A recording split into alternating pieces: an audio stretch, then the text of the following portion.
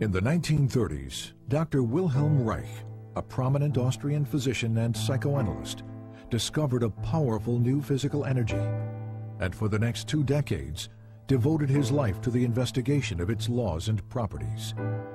He confirmed the existence of this energy in the human body, verified its presence in the atmosphere, developed instrumentation to observe and collect it, and harnessed it for a variety of purposes, from cancer treatment to motor power to weather experimentation. Reich called his discovery orgone energy.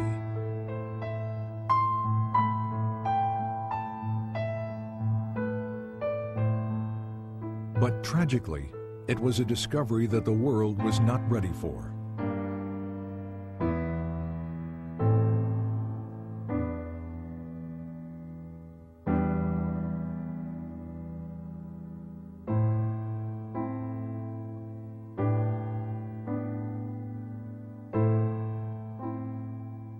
Wihelm Reich was born in 1897 in Galicia, the easternmost part of the Austro-Hungarian Empire, now the Ukraine. He grew up in Bukovina, on a large farm operated by his father. Until he was 13 years old, Reich was educated at home by tutors. His mother, to whom he was devoted, committed suicide in 1910, after his father discovered she had had a brief affair with one of the tutors. His father died 4 years later from tuberculosis. That same year, 1914, the First World War broke out. Within days, Russian troops swept through Bukovina. Reich narrowly escaped being sent to Russia as a hostage and had to flee his home. Later he wrote, "I never saw either my homeland or my possessions again. Of a well-to-do past, nothing was left." For the next 4 years, Reich served in the Austrian army, experiencing what he called the war as a machine. In 1918, the war finally ended. Germany and Austria were defeated. The Austro-Hungarian Empire was broken up, and Bukovina became a part of Romania. Alone, homeless, and intellectually starved after 4 years of war, Reich entered the medical school at the University of Vienna.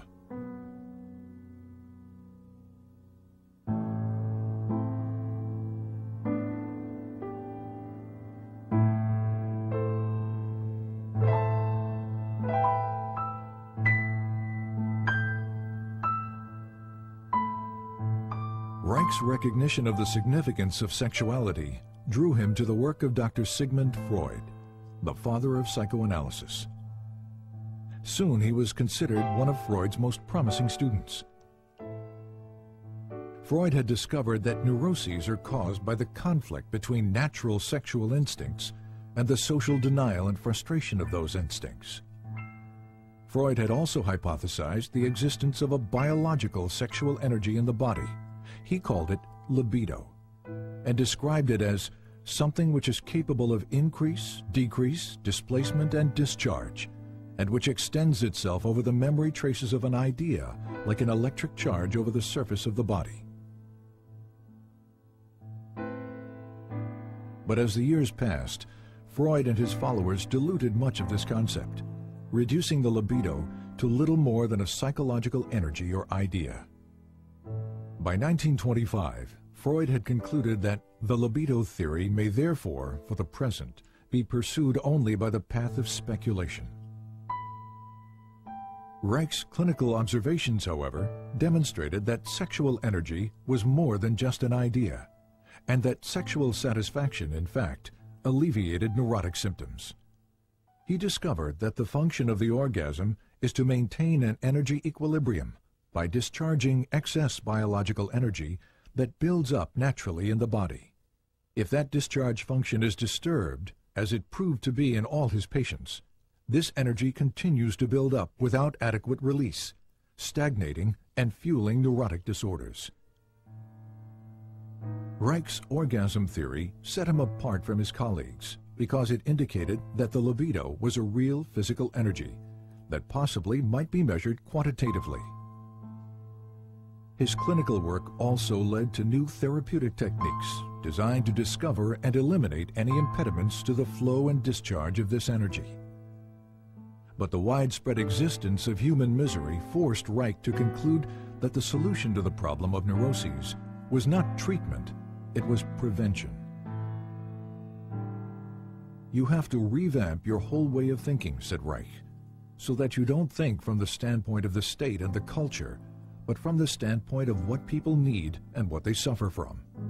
Then you arrange your social institutions accordingly. Freud, on the other hand, maintained that culture takes precedence, that sexual instincts must be adapted to the existing social structure. These conflicting positions led to an eventual break between Reich and Freud. In Vienna and later in Berlin, Reich devoted much of his time and money educating working-class people about the essential role of sexuality in their lives. I had 6 clinics in Vienna, said Reich, where people came and received advice once or twice a week. To provide medical and educational help was its purpose. To reach the greatest number of people, he worked within the socialist and communist parties to promote sex education, birth control, divorce rights, and better housing. Reich recalled that in Berlin, there were about 50,000 people in my organization in the first year. Reich was also very outspoken about Germany's turbulent political climate. Unlike most members of the Berlin Psychoanalytic Association, Reich openly opposed the rise of the Nazi Party.